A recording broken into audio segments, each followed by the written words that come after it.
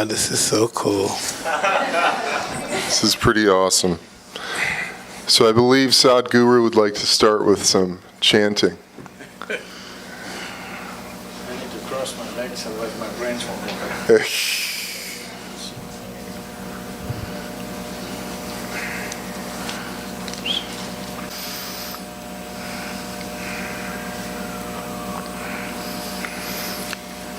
Jananam sukadham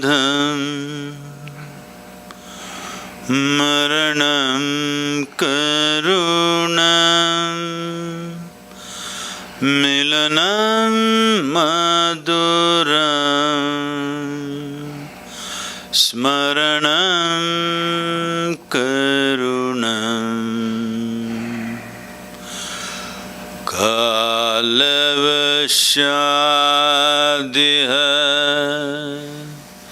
sakalam karunam samayadipate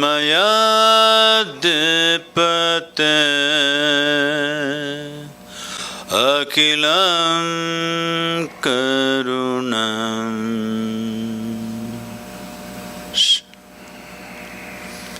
Namaskaram. Good evening, everyone. Good evening. That was amazing. Oh, man. Thank you. The only way out is in. Yes, truly, I believe that. Why you got a big voice and my microphone is not working? Oh, he just has a great voice, this guy. It's a great voice. Great voice.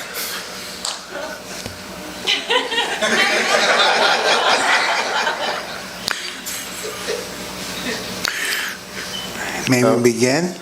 How is it? Is your mic okay? As long as it's not about, I'm okay. There it is. There it is. So tell me, what do you think you're here for? What would you think I would want to talk to you about? I'm sure you did research on me, my life and who I am and all that stuff. But what would you think I want to talk to you about? What would you think I would want to listen to you for?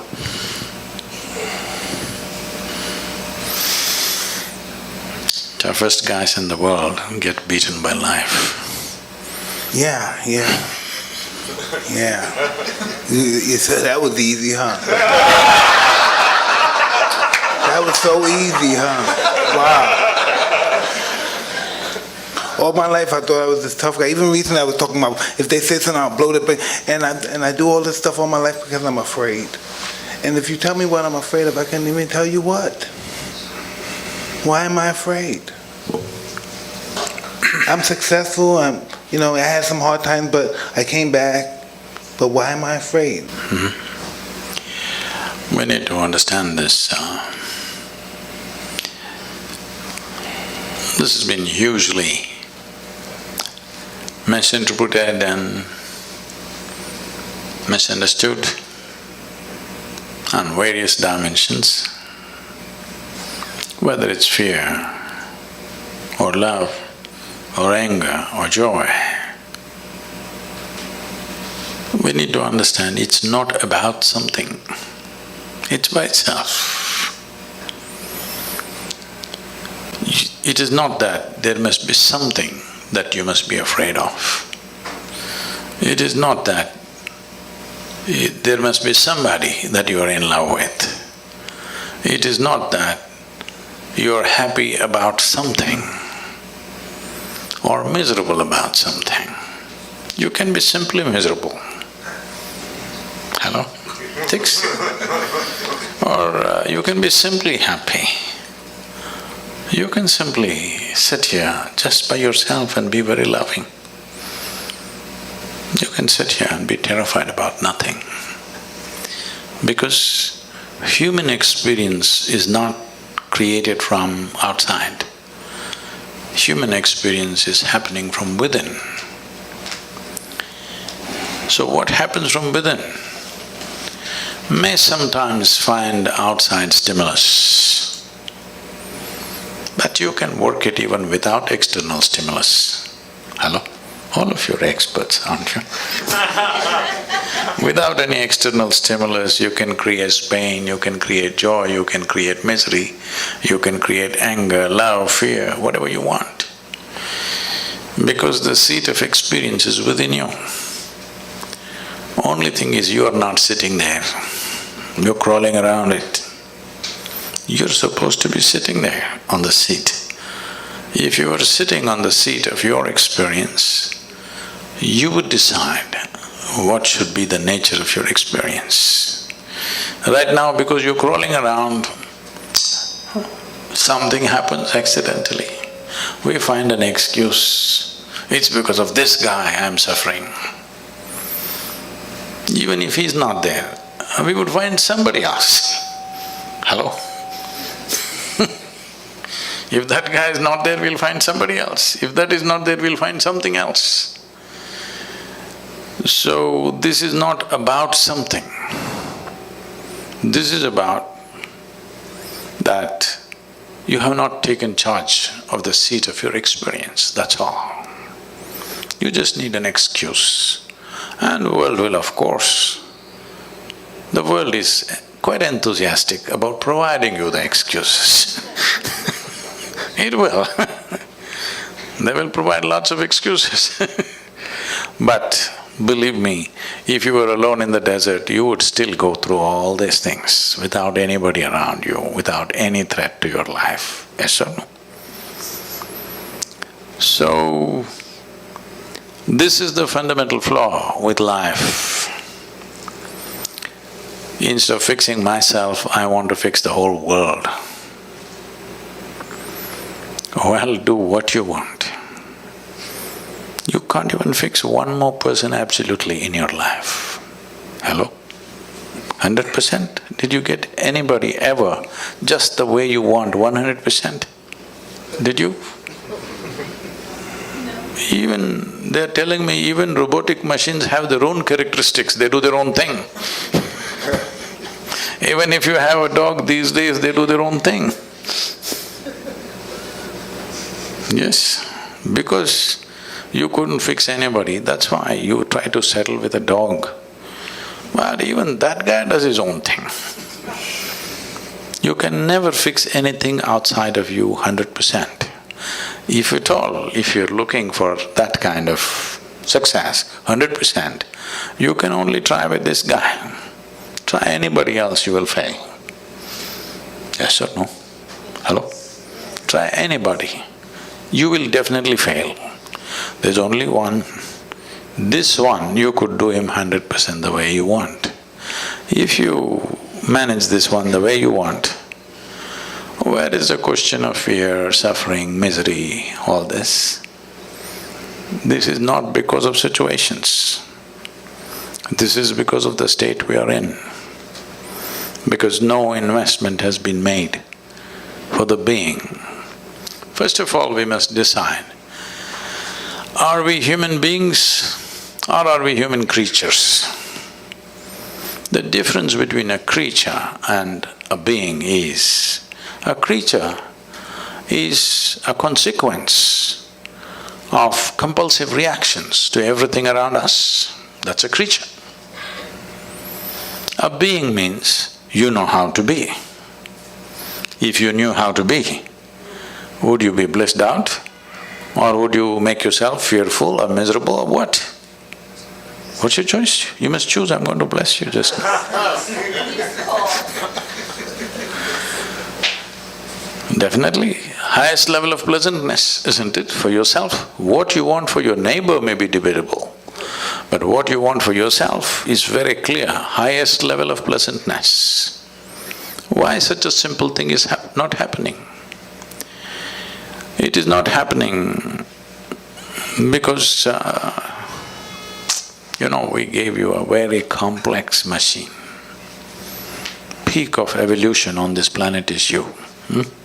If you were an earthworm, you wouldn't have these problems. Just eating, sleeping, reproducing, dying, you were fine. You're doing great as a creature. But you became human. Now it's a very complex machine. But you don't even bother to read the user's manual. Simply somehow you want to do it. Such a complex machine, if you try to do it somehow, accidentally, oh, it will cause much pain. Unable to bear pain, most people have given up on joy and moving towards pleasure. You must understand this. The need for entertainment and pleasure in the world has increased simply because there's no joy. If really human beings were joyful, they would not need so much entertainment and pleasure in their life. Pleasure becomes a compulsion when there is no joyfulness, and if you don't cause pleasure with something or the other, pain is just waiting in the background, just there. So, fear is not about something. Fear is just your inability to manage your thoughts. They are running away ahead of you. Fear is always about something that's yet to happen, isn't it? Yes. So that means you are suffering something that does not exist. If you suffer something that does not exist, there are medically very bad terms for that. It's not about one human being, it's just literally 99% of the human population is in this condition. Different levels maybe, but 99% of the human population is in this condition. They are suffering things which do not exist. What happened 10 years ago, they still suffer. What may happen day after tomorrow, they already suffer. What happened 10 years ago does not exist right now. What may happen day after tomorrow does not exist right now. But things that don't exist, they suffer simply because two major faculties that you have which sets you apart distinctly from other creatures is, you have a very vivid sense of memory and a fantastic sense of imagination. These two faculties, which are the best things you have, this is what most human beings are suffering. They are suffering their memory and they are suffering their imagination. These are the greatest tools you have. So, what should have been the most fantastic well-being? When I say well-being, you know Charles Darwin, that guy, the English guy? Hello? He said, all of you were monkeys, not me. That all of you were monkeys and you became human. So, essentially, on this planet, you're the peak of evolution. You agree with me or no?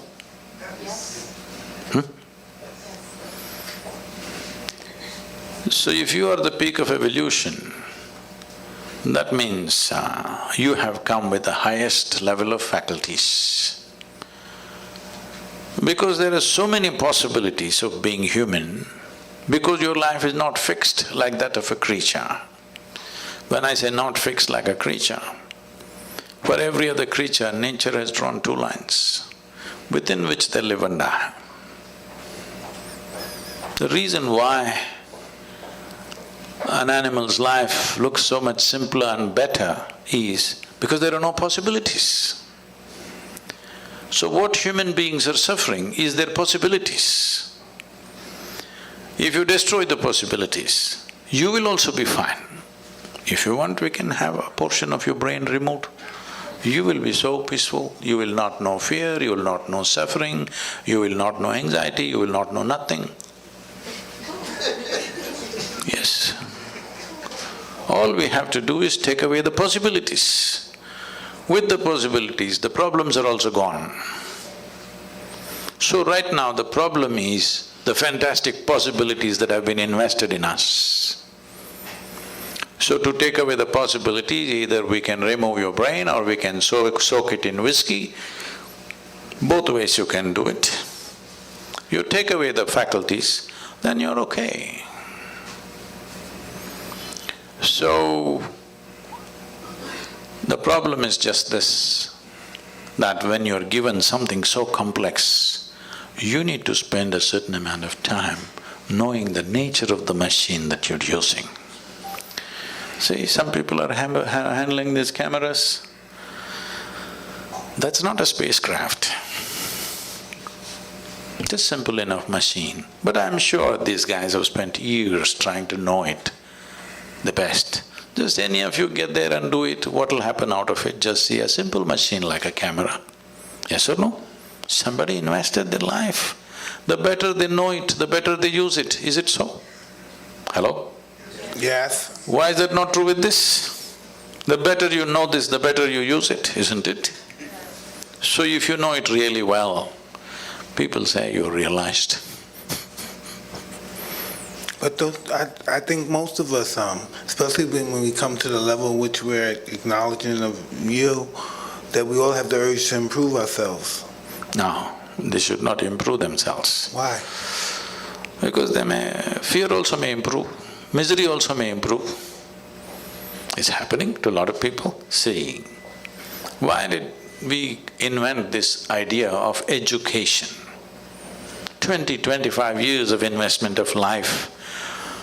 Nearly 1/3 of effective human life is invested in school and college for most people. So tell me, are educated people more joyful and fantastic compared to uneducated people? No, but that's not the only way to improve yourself. I don't only look at that in improving yourself, that's just… No, I'm saying that was the idea behind it, isn't it? I don't know. I mean, it's talking about it from far from a human perspective to reach your highest potential until you manifest it, you don't even exist anymore.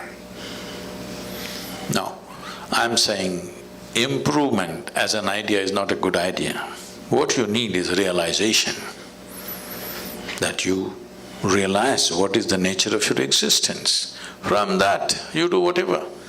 If it's a physical activity, you can improve. You can improve how you're doing something in the world, but you cannot improve this one. It's a fake thing. If you realize everything is settled, otherwise, anyway it's a struggle. When situations are good, you pretend that you're improved. When situations turn against you, you will see who is who. When everything is going well, everybody is fantastic, you know. When life turns against you, still are you fantastic? That's the question. I don't know, I think most people take life as it comes. From my experience, I never thought any good would ever happen to me. Just from being brought up in my environment, in my neighborhood, that you always saw bad things, people died, it was just normal seeing people die, seeing prostitutes, just seeing that kind of filth and stuff. It was normal. Matter of fact, it was even honorable because it became so normal. We normalized it. So it's like this. In the yogic culture, we always use lotus flower as a symbolism for human growth and development. Lotus flower grows best wherever filth is really thick. So, why we're using lotus as a example or a symbolism is, this grows well because there is filth. It stays in the filth, but untouched and fragrant. So this is a choice that all of us have. Either we can develop allergy to filth and run away and live in a mountain cave. There also filth will follow you in your head, it won't leave you. Or we can become part of the filth. Or we can blossom into a fragrant flower. This is a choice every human being has every moment of their life. Will they exercise this choice? That is a question mark. Yeah, I'm very flowerful.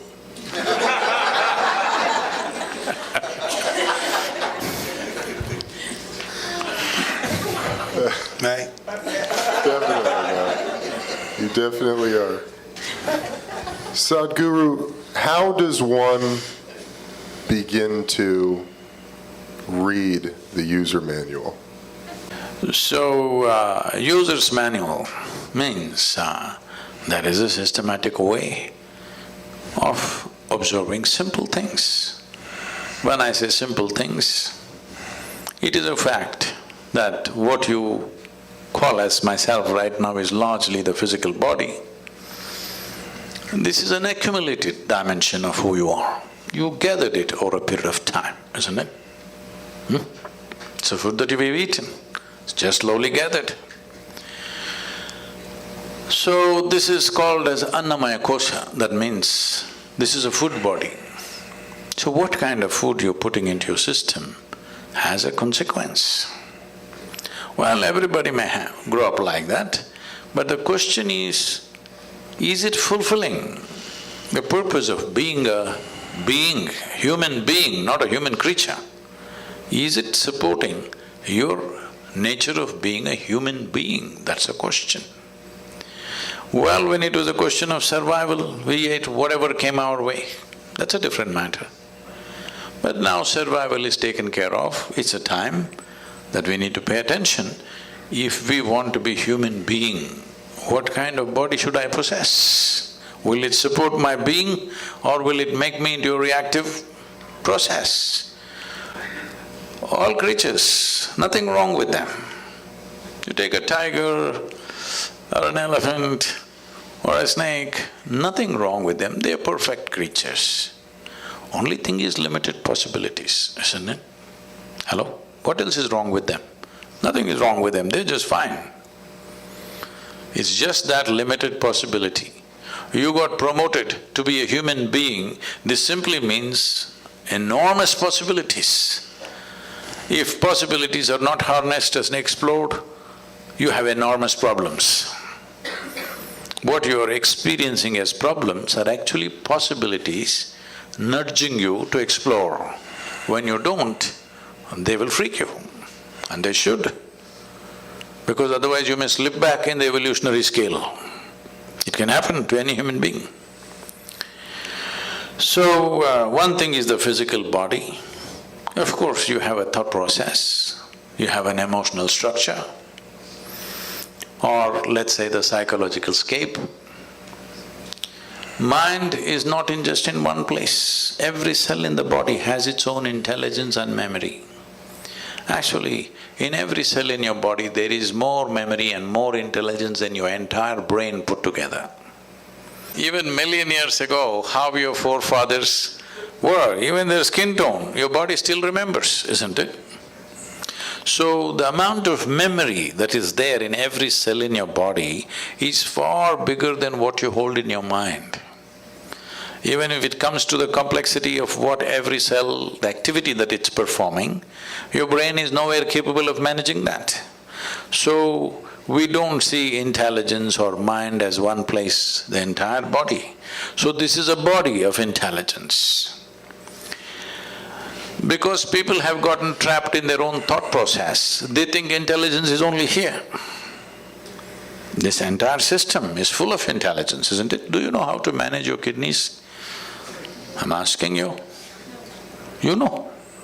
Drink a lot of water. No liquor. That doesn't solve everything. Oh, man. Many water drinkers have died too soon. I'm asking, the complexity of any one organ, are you able to manage consciously? No. It is Why so… do we believe we can, though? Huh? Why do we believe we can?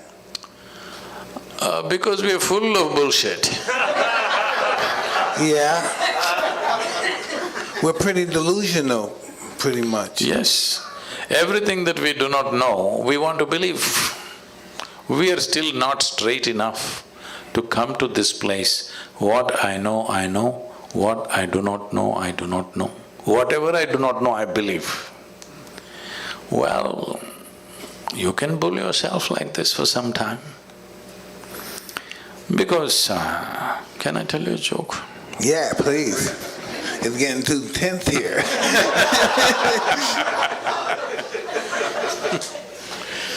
So this happened, a bull and a pheasant were grazing upon the field. The bull was chomping on the grass and the pheasant was picking ticks off the bull, partnership. There's a huge tree at the edge of the field and the pheasant looked up at the tree very nostalgically and said, "Oh, alas, there was a time I could fly to the topmost branch of the tree. Now I do not have enough strength in my wing even to get to the first branch. The bull very nonchalantly said, that's no issue. Just eat a little bit of my dung every day. You will get to the topmost branch of the tree within a fortnight.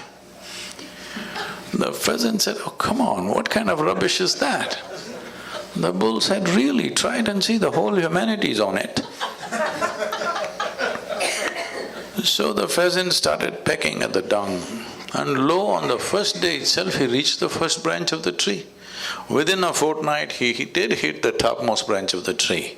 He went and sat there on the topmost branch of the tree, just beginning to enjoy the scenery. The old farmer who was rocking on the rocking chair saw a fat old pheasant sitting on top of the tree. He pulled out his shotgun and shot the bird out of the tree. The moral of the story is, many times even bullshit can get you to the top, but it never lets you stay there.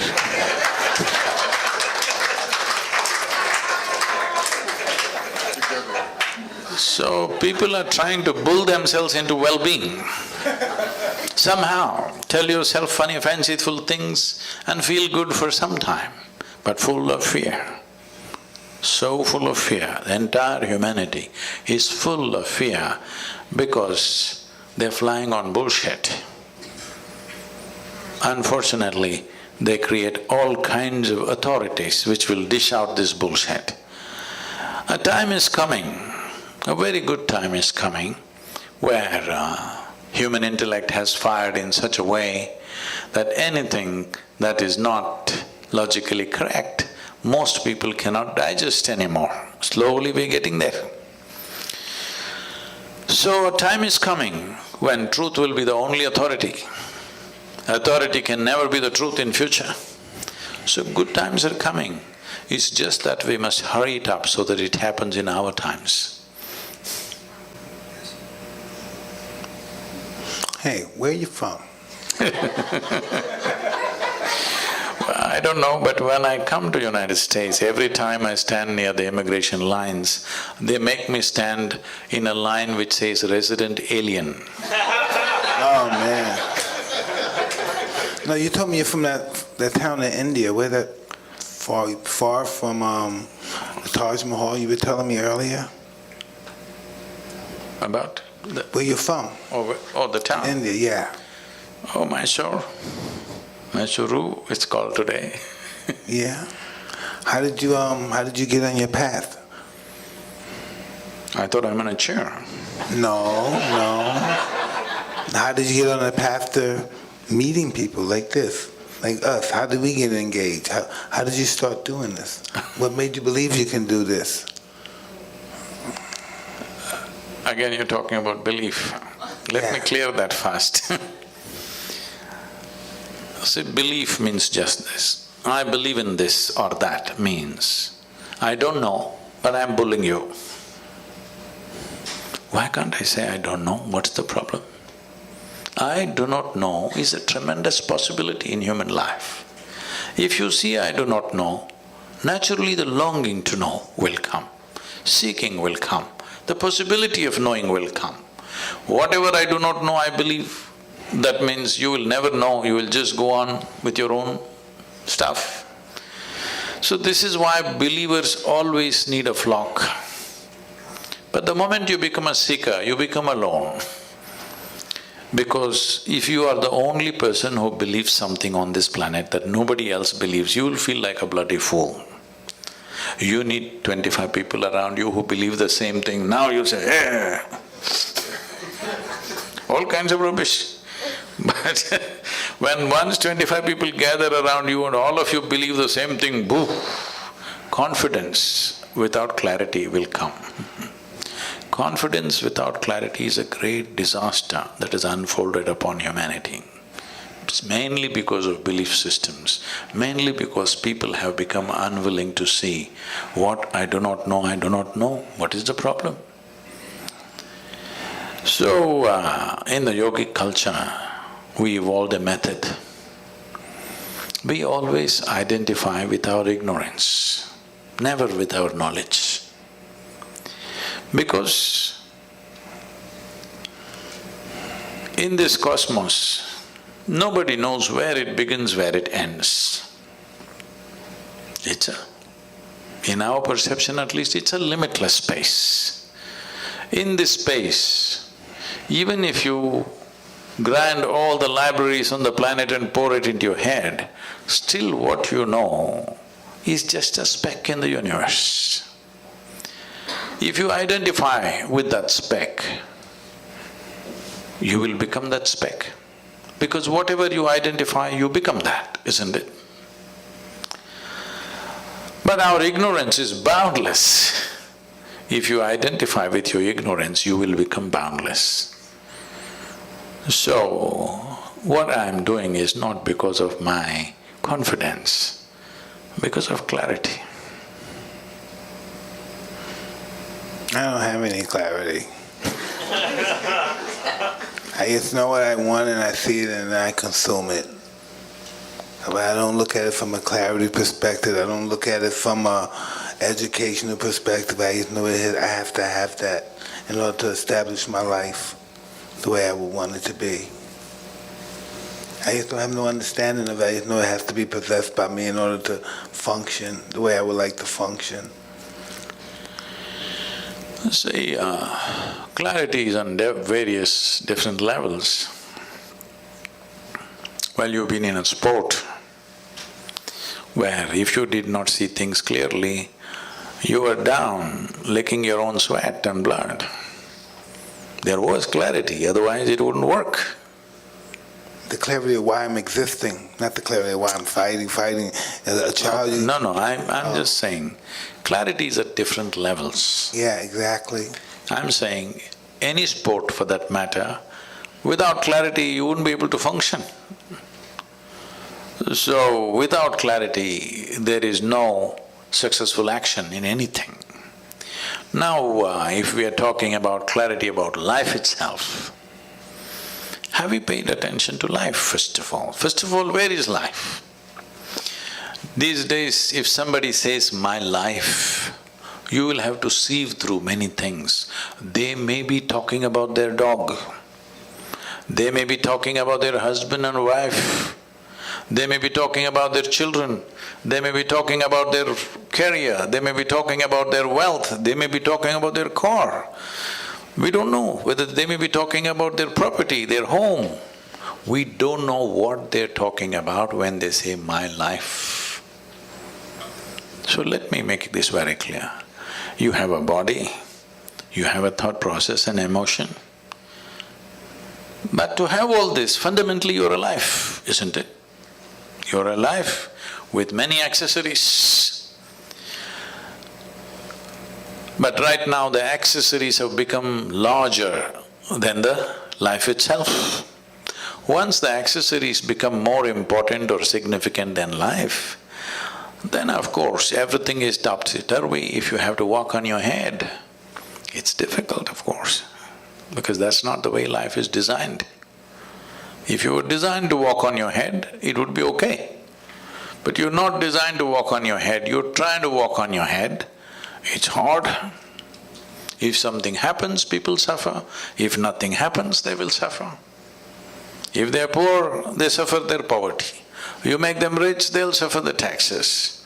They're not educated, they suffer that. Put them to school, endless suffering. Not married, they will suffer that. Get them married. I did not say anything.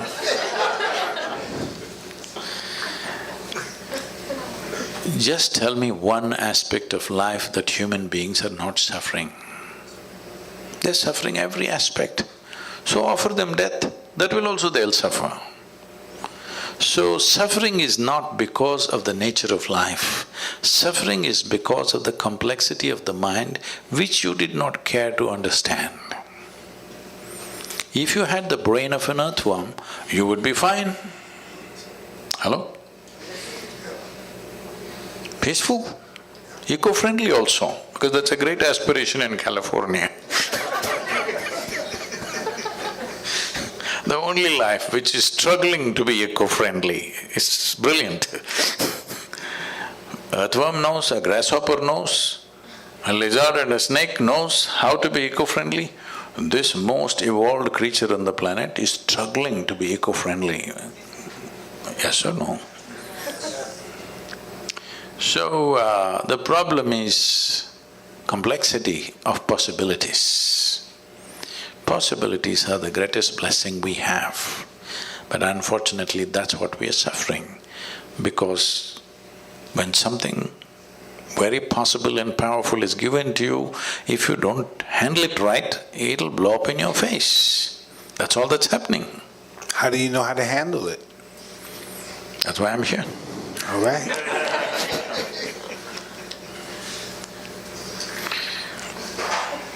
It's not that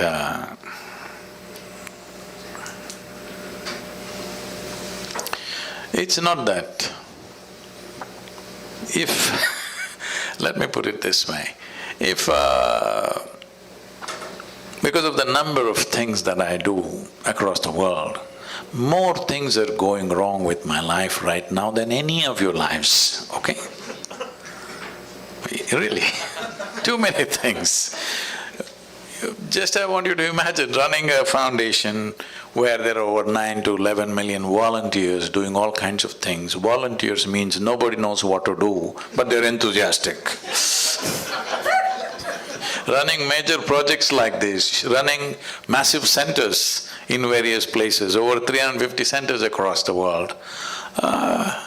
If you want to go mad, this is the recipe for life. But you think I will die of stress or madness? No, I'll not. Maybe I'll die of exhaustion, I don't mind. But of stress, no. There are many things. Not everything in your life goes the way you think it should go. I should not be saying this, but because as I'm like this, because it came in my mind, I'm telling you, please treat this with some sanctity. Right now, probably in the next few hours, my father will pass. Okay, I've been monitoring this minute to minute, but he will pass. I spent some time just before leaving with him and I came. I sent my girl back to be with him. So, I'm sitting here talking to you, I'm fine, haven't I? But does it mean to say I don't care about him? Hello? That's not how it is. It's a very intimate relationship. But this is how I am. This does not mean there's no love in your heart, this does not mean that you're not involved. It is just that you're involved with everything, but you're never entangled. That's the difference. I believe that's our process of life or death or whatever we call it, just the process of what we do, isn't it?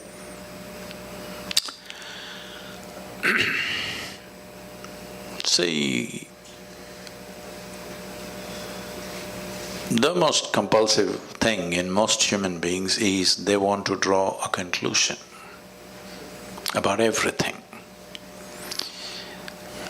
Because without drawing conclusion, they will not feel confident about anything in their life. They must draw a conclusion. Oh, she's good. Oh, she's okay. She's not okay. He's all right. That's so not good. I love this person. I hate this person. This is my friend. This is my enemy. Every kind of conclusion. Conclusion means, essentially, what is the conclusion of your life? Death, isn't it?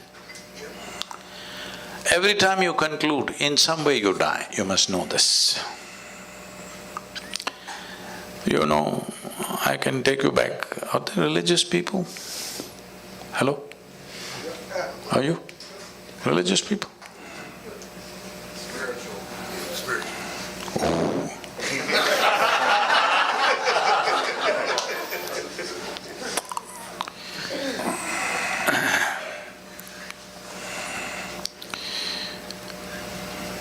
Because people are fundamentally misunderstanding their memory to be intelligence. This is the fundamental problem. Our education systems are designed like this, religious processes are designed like this, largely society is designed like this. Memory is misunderstood as intelligence. If you went to school, I didn't go much, nor did you, both of us are lucky that way. You're right, you're right. But when I went to school, what I saw was people memorize everything, and on a specific day, which is called examination day, they'll go and puke it there. If they puke really well, they are great. You get great score. I huh? puke little. I never puked at all. I never puked at all. You never puked. Never, not even 1 minute. I puke little. But those who puked everything were number one out there. So this is not just in a classroom, everywhere this is built. We are misunderstanding memory as intelligence. As I said earlier, great times are coming when your memory will mean nothing, because there is a simple phone in my machine which has more memory than all of you put together. Hello? So your memory will mean nothing. But if you lose that phone, your memory will be in trouble too. No, we can have it implanted in the skin. Okay. Yeah. So, what we thought as great value, I want you to understand how this world has been built, these civilizations and cultures have been built. There was a time when nobody could read, all right? So one guy comes and he opens one book. He's got only one book all the time. Well, if you read 10 books, you become a scholar. If you remember 10 books, people say you are a PhD. If you know one book, you become a representative of God. How's this? Forever it's been happening. This will not work in the future, because my phone will recite all the scriptures put together at one time. Yes, it will. Yes or no? Just because the guy knew how to read, he was acting like a representative of God. Suppose I came to California 1,000 years ago on a bicycle, when nobody had seen a bicycle. You don't know what it is. I came riding on these two thin wheels. Wow! I came and parked here and said, I've just come from heaven on this special God-given vehicle. You would all bow down. So after I finish my whatever bull with you, when I want to go and rest, I take away the front wheel and sleep on it, because if any of you learn how to ride, then my heavenly status will go. But a local brat who's good for nothing took this bicycle with single wheel and started riding it all over the place. Now I'm in trouble. This is happening. The Google lady will recite every scripture that you want. We don't know who the hell she is. But she can tell you anything you want, she will tell you the meaning also, interpretations also, yes or no? So, just in many ways, because human beings by themselves did not do it, because people did not do it consciously, I think in many ways the technological developments are going to end. A whole level of nonsensical things that have been happening just because somebody remembers something, somebody can recite something, they were elevated, all this will go. Very good times. But in the meantime, when one level of what we believed collapses, and before you attain to clarity, there is a danger. One thing that's happening is, in the world, heavens are collapsing. 100 years ago, how many people believed they are going to heaven? And today, how many people believe they're going to heaven has come down dramatically, isn't it so? So, is it okay? Good, yeah. Real good. This happened in Alabama. Well, a Sunday school teacher was going full fire. This is Alabama. Full fire.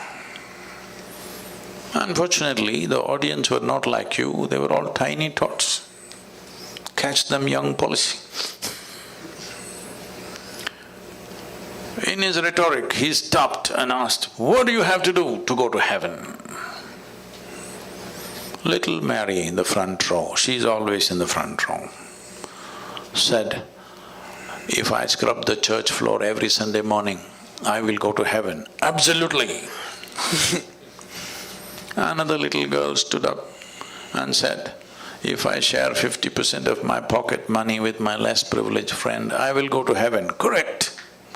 Another little boy stood up and said, "If I help those who are in need, I will go to heaven." "Correct."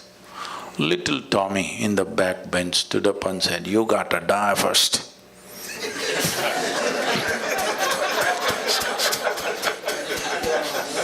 That's a qualification. Yeah. You got to die first. So when we die, depending upon your culture, we will either bury you or burn you or cut you and throw you to the birds. Different cultures, depending upon which culture you are, that they will do.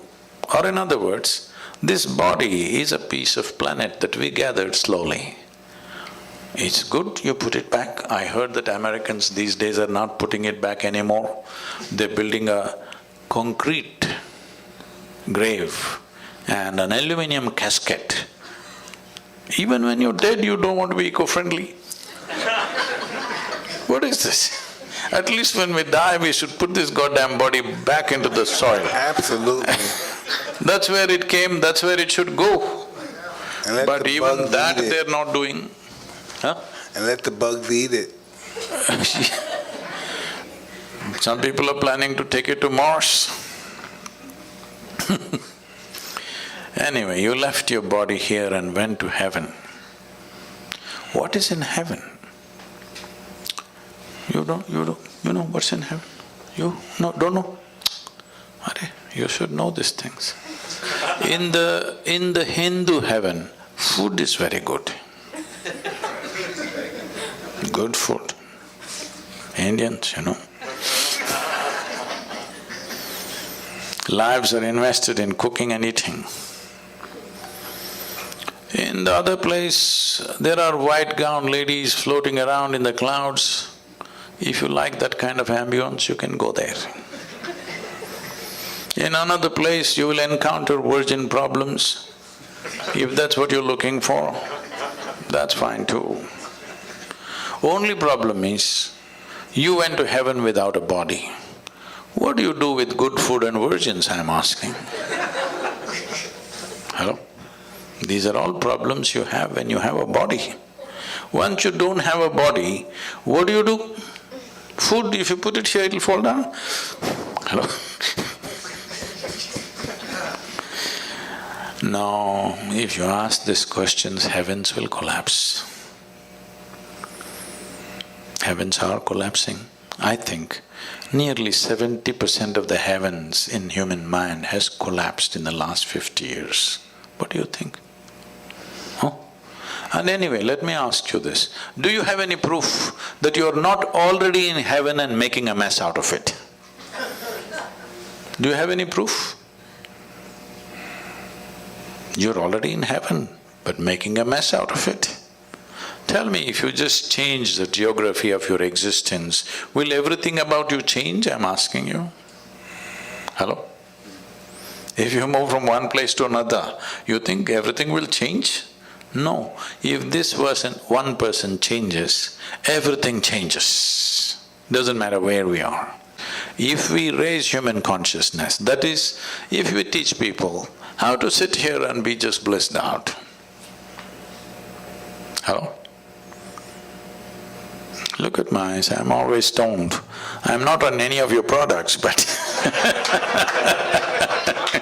No, you're not. I'm definitely not. But look at me, I'm always stoned.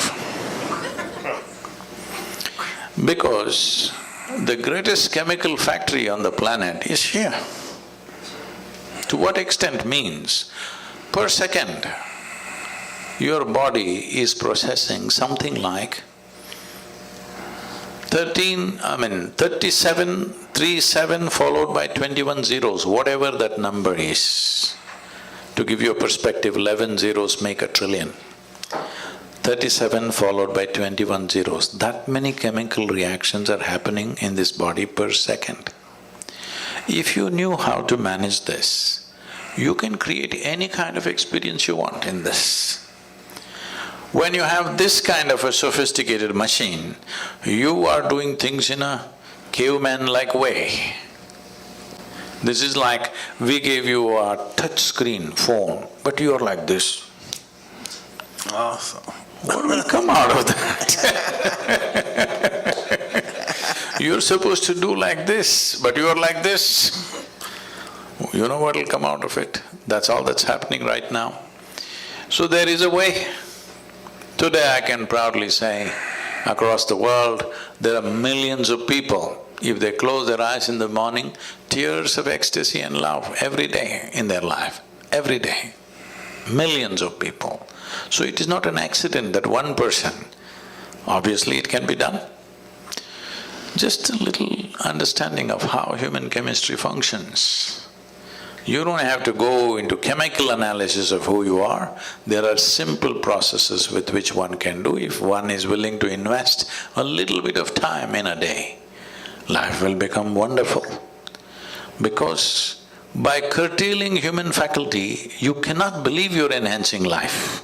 Right now, most human beings believe they enhance their life by curtailing human faculties. Like, I was in Mysore city. I had to meet somebody, so I went into a building. A lady, over 70, 75 years of age, and she's a very petite, small woman. She just comes up to me with a big smile on her face. "How are you doing?" I don't forget faces, I may forget names, but I don't forget faces that I see. I just look at her, I don't know her. But okay, I respond, "I'm doing wonderful, how are you doing?" Da-da-da. Then I go up. After 20 minutes, I get off the elevator and I'm just coming. She again comes up to me and with the same full enthusiasm, "How are you doing?" So, wow, this is just 20 minutes ago.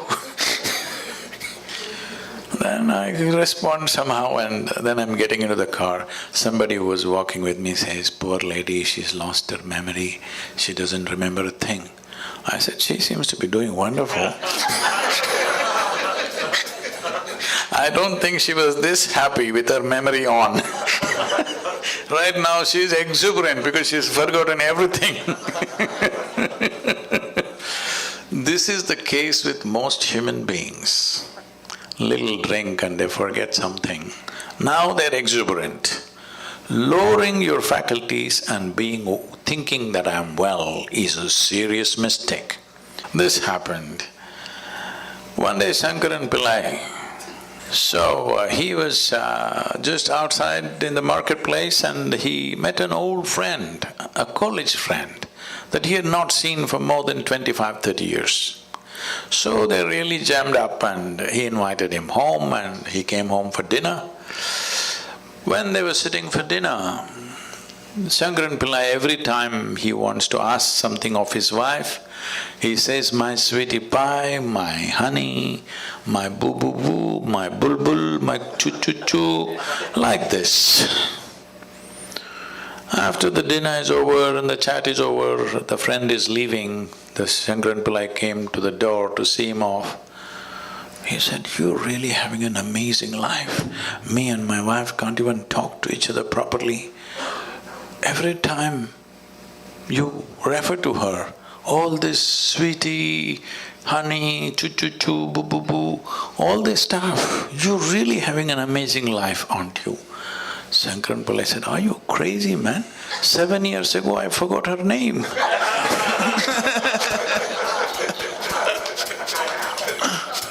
Oh no.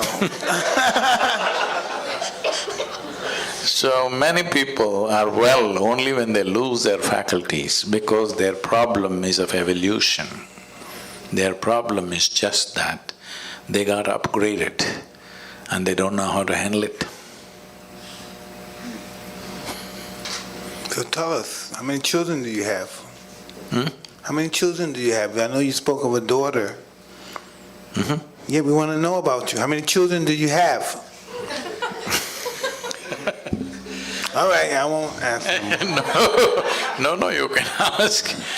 I have millions of them, only one is my mistake. Oh, no, man. I like that one.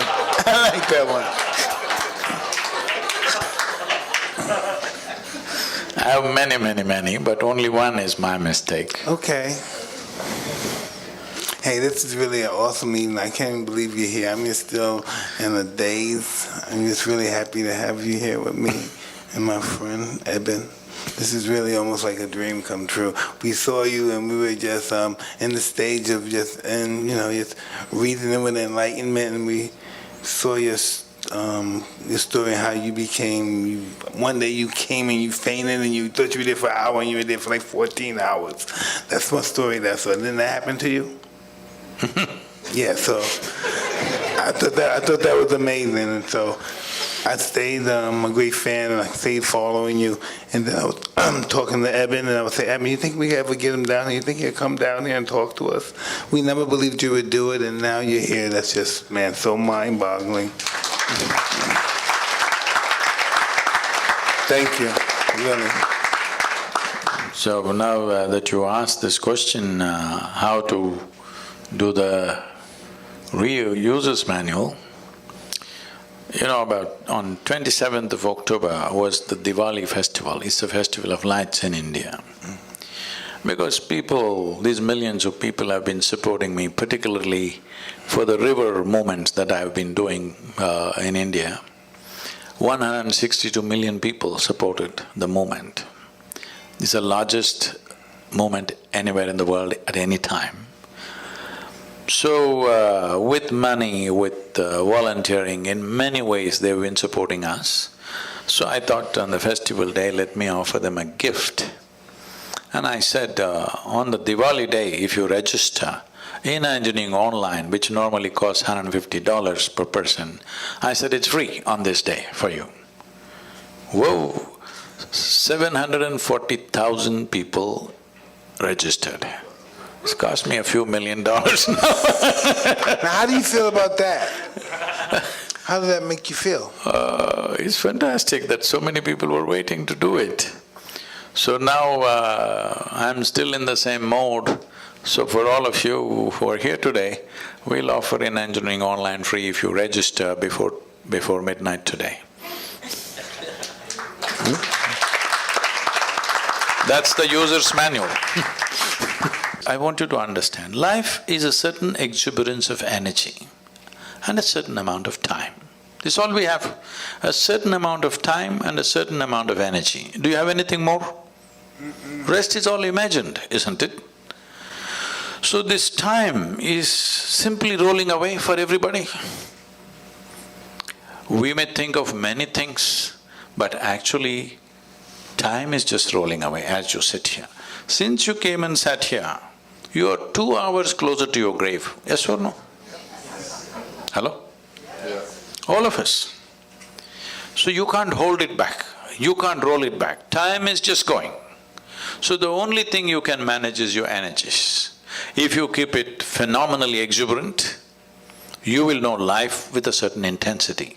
If you keep it low, you will know life in a minimal way. So now this choice is yours. Now let's say time is passing, as the day passes into night, you'll feel a little sleepy. Why? Your energies are like… Now you fell asleep.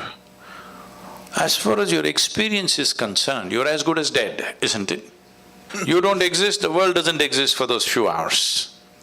But you woke up in the morning, once again the energy has renewed itself, and this is what you call as life. This renewal of energy and exuberance of energy is what you're referring to as life. So, if you want to experience life, if you want to know life, if you want to really ride this wave of life, your energy should be at the highest exuberance level or should it be put down? I'm asking you. Hi. Hi. So, you mean a different thing by saying hi. Probably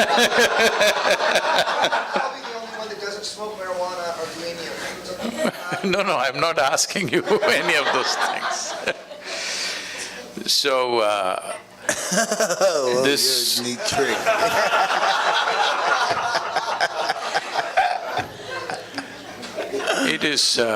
it is just that most people need all the time looking for rest, vacation, break from everything, simply because they don't know how to manage their thought and emotion. I see in the United States, people are saying, thank God it's Friday, because they suffer 5 days and they're going to enjoy 2 days. Life is not going to work like this. Life cannot work like this. If you do not know how to be joyful, then you're only looking for pleasure. If you were joyful, pleasure wouldn't matter because you're just joyful. Joy is not a consequence of some activity or something that you get or don't get. Joy is an ambience that is necessary to live life. If you do not know how to be peaceful and joyful, well, you cannot even enjoy your dinner tonight, isn't it? Hello?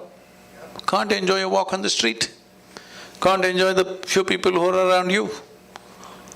You cannot enjoy anything. You need all kinds of stimulus to find a little bit of pleasantness within yourself. When I say pleasantness, let's understand this. If this body becomes pleasant, we call this health. You want this or no? Yes. You must choose, I'm going to bless you. Yes. You want this body to be pleasant or no? Yes, yes. If it becomes very pleasant, we call it pleasure. If this mind becomes pleasant, we call it peace. If it becomes very pleasant, we call it joy. If these emotions become pleasant, we call this love. If it becomes very pleasant, we call it compassion. If these life energies become pleasant, we call this bliss. If it becomes very pleasant, we call this ecstasy. If our surroundings become pleasant, we call this success. Only to create pleasantness in our surroundings, we need the cooperation of various people and forces around us. But pleasantness of body, pleasantness of mind, pleasantness of emotion and energy is 100% your business. Yes or no? I agree. So, if you want to make this your business, before midnight you must register for Inner Engineering Online. It's free, otherwise tomorrow morning you can pay and register. Oh, man. That's awesome. Well, this has been such a treat, and before we wrap this thing up, we have time for a few questions. All right. Not you, and them. No, I'm just checking if you Hi, thank you so much.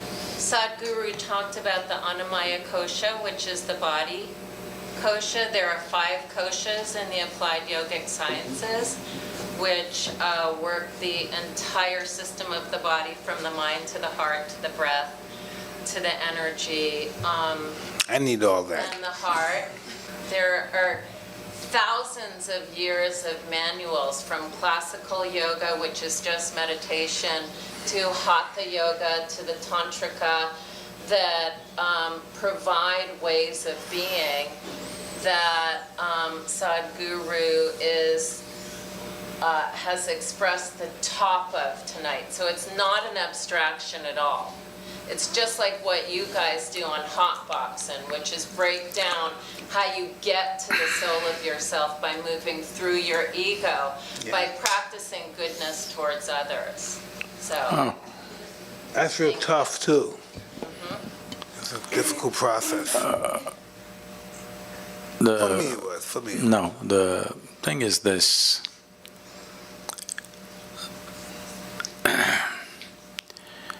Well, just to explain this, Sadhguru means an uneducated guru. He is not a PhD in all these things. He is unread. I don't know any books. I just know this piece of life from its origin to its ultimate nature. If you want to know life, the only life that you can know is this life. You cannot know another life because you can only experience this one. Can you experience something else? You can only experience this life, if at all, if you experience. So, if you want scholarship, there are many things. But if you want realization, in is the only way out. He's already been espousing that. If you want scholarship, if you want PhD in spiritual process, that's a different matter, it's an academic stuff. But if you want realization, in is the only way out. Why do you think there are books about life? You should read a book about life only if you are not alive. Suppose you are not alive, then to know about life you must read a book. When you are the life, hello? The only thing that you need to do is turn inward. Inward means what? Right now the only way you are perceiving anything is through the five senses of seeing, hearing, smelling, tasting and touching. This is the way you know the world. None of these things are geared to turn inward. You can't roll your eyeballs inward and scan yourself. You can hear this, but you can't hear so much activity that's happening here. If an ant crawls upon your hand, you can feel it. So much blood flowing, you cannot feel it because the sense organs are essentially outward bound. So, to turn inward, you need a different faculty. To activate that, to engage in that is the most important thing because life is very brief. Only miserable people have a long life. If you're joyful and exuberant, it's a very brief life. Yes, it's very, very brief. Have you noticed on a particular day, you're very happy, 24 hours, poof, went up like a moment? You're a little depressed. 24 hours feel like 10,000 years. Hello? Because only miserable people can have a long life. Otherwise, it's a very brief life. In this brief life, the most important thing is you know the nature of your existence. Don't add all kinds of philosophies to this. This is very simple. It's like you bought a phone, a new phone. Should you read the user's manual in the first 3 days? Or should you read it after 3 years when you're discarding it? This is all. The first 3 days if you read it, you'll use the phone effectively, isn't it? To use this effectively, quickly, as quickly as possible, we must get this. Then we live life without you being an impediment in your own life. Other impediments are always there. Other things are always there, we need to learn to ride it. If you don't learn to ride it, it'll crush you, of course. You see California, people are riding the waves. What is the dream of a wave rider? One day he would like to do the tsunami. Yes or no? One who is really good at it, what is he dreaming of? One day when the tsunami comes, he would like to be riding on the wave. Those who do not know how to ride the wave, they're terrified of it. This is all it is. The instruments of life must be in your hands. If they're in your hands, whatever life throws at you is not your choice. What you make out of it is your choice. This will not come out of scholarship. This will come by turning inward. This is why inner engineering. You engineer yourself the way you want yourself to be. I agree. What bothers you, and if nothing bothers you, why not? This is Jim Gray right here, sir, by the way. If you will make the word bother a little more clear, you mean to say why? What disturbs your peace of mind? Oh, nothing does, because I have not given that privilege to anything or anybody that they can decide what happens within me. So anything that happens surrounding you or affecting you effectively doesn't bother you because you don't what? What is the mechanism? See, it's just this. As I said just now, what life throws at you is not your choice. It throws all kinds of things. The more active you are, more number of things are being thrown at you. But what you make out of it within yourself is 100% yours, isn't it? Now, if you are a compulsive reaction to what life throws at you, then everything will bother you. Good things and bad things, everything will bother you. But if you are a conscious response to whatever is thrown at you, you will see everything is a certain challenge. Some we can handle, some we don't know how to handle. Some situations we know how to handle, some situations we don't know how to handle. So, are you a Superman that you know how to handle everything? No. This is not about being superhuman. This is about realizing being human is super. So it's not that you know everything and you can handle everything, no. Some you can handle, some you cannot handle. But are you a conscious response to life or are you a compulsive reaction to life? This is all you can take care of. Anybody else? This is so cool. How do you, if, with the good work, the work that you're doing, sometimes it's easy to get caught up in the result, the desire of what you're trying to do. How do you detach, but at the same time help? I'm using these simple things, but how do you… You've been reading Indian stuff, huh? You've been reading Indian stuff, that's why this detachment and all that. Tell me, can you experience anything in this world without involvement?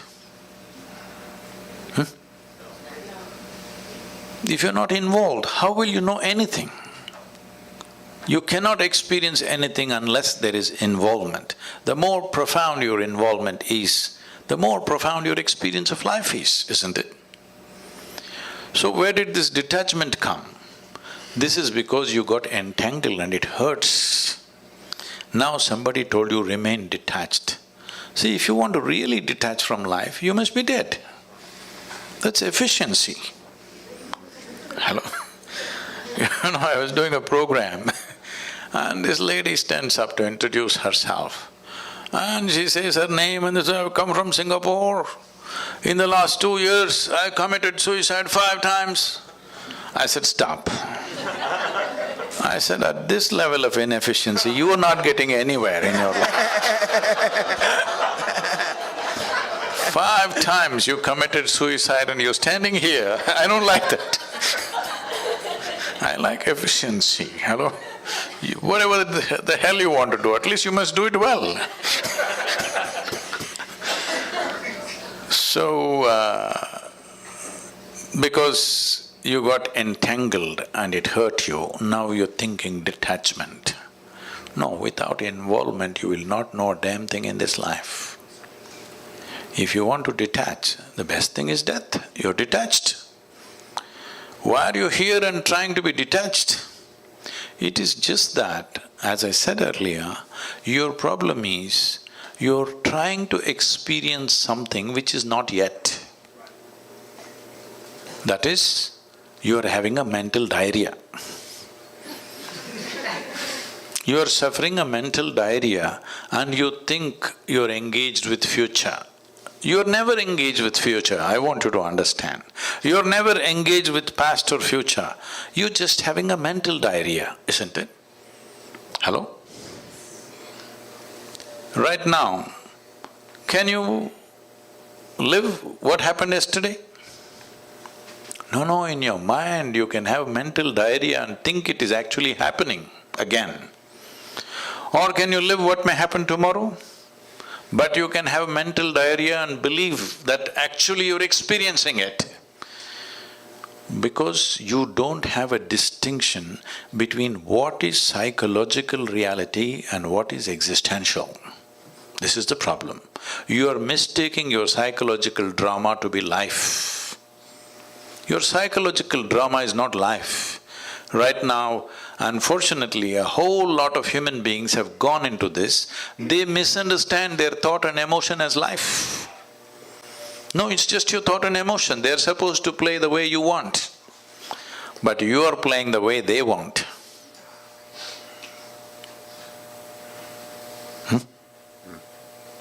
Just little out of control, that's all. Don't weave a philosophy out of an ailment. I was thinking when you were saying, like on myself, like we almost, let's just go to another perspective. Myself, what's the image of myself? What should be my illusion of myself? No, what should be my illusion of myself just as a human being functioning in the world with life? What should be my illusion of myself? Should I be a nothing or should I be glamorous, magnanimous, powerful? What should I be? See, what social qualities we need to exist here well, let us not misunderstand that as life. This is just little sense. We are among people, we must be in a certain way, so that it works for you and me. If I do something that works only for me, not for you, you will make sure my life is miserable somehow. Yes or no? Hello? I can trust you on that, come on. If every day we are transacting about something and I make my transactions in such a way it's only beneficial for me, not for you, will you make my life miserable or no? Yes. You will. This is the nature of coexistence. So when we are here together, it's important we function in such a way that whatever we do, it benefits both of us so that this transaction can go on. Whether it's marketplace or marriage, both the parties should benefit, otherwise it'll die, isn't it? So this, do not misunderstand this understanding or this simple sense as human nature. No, this is just simple sense. If you were living in the jungle alone, you would live one way. You live with certain number of people, you will live another way. You live with a large number of people, you live completely different way. This is just simple sense of adapting to the existence we are. So, do not understand this as the nature of your life, no. This is just sense. Some people figure it out early, some people figure it out later, but this is just sense. Well, Thank you. thank you so much, Sadhguru. We're out of time. Out of time. Out of time. But I want to thank you guys again so much for coming. Thank you, Sadhguru, and your incredible team.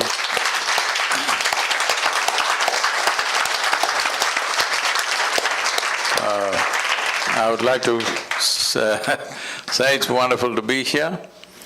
I watched Mike fight way back, and this may sound little off, but at that time, there were no televisions in India. We used to get 8 mm films to play on the wall, project on the wall. So this would go cut, cut, cut, cut, cut, cut, cut like that, you know. He was fighting like this.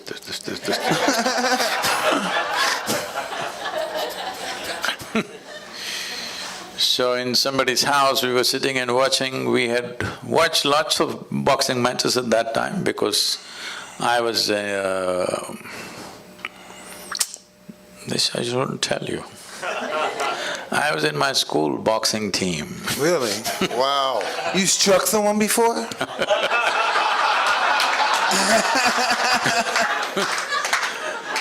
So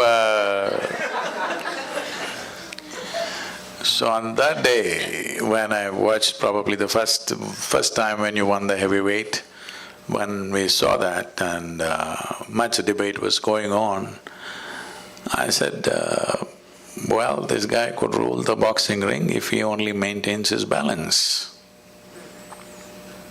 Because I saw a talent which I was just watching your interview today, which I think you're that wonderful man who took you up and transformed a street brat into a champion. Yes, he did. Yes, he did. He did. So he saw the talent too, I'm sure, and that's why he invested himself. It's fantastic. It's just this. Every human being, many things are hidden within every human being. Not everybody, unfortunately, gets the situational opportunities to shine. It's happened wonderfully in your life. Well, other things have happened. Though you came up with utmost disadvantage, you turned that into a phenomenal advantage in some way. But I hope the next part of your life will be more enlightening and more contributing to everybody's life, because whatever talents we have, whatever intelligence we have, whatever capabilities we have, they will find maximum benefit to ourselves and to everybody. Above all, balance. If that one thing is there, everything else will find expression. If we lose that one thing, our talents and our capabilities unfortunately will turn against us. Right now, human beings are only suffering their own intelligence. If they had no brains, they would be fine. They're suffering their own intelligence simply because there is no balance. It is time that all of us in some way bring balance to ourselves and to the world around us so that human genius really flows without too much struggle. Right now, to find expression to human genius, people are going through enormous struggle, and slowly people are believing that unless you struggle, it won't come out. No, it can be done very joyfully, wonderfully, blissfully, if only balance is created.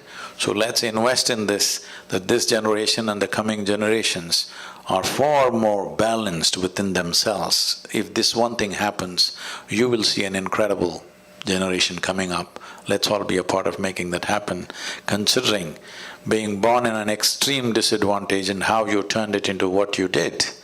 At the age of 20, being a world champion happened in spite of all the disadvantages. So, all of us together should invest in making this happen for many, many more of the next generation. Thank you very much. Thank you. Thank you. Thank you.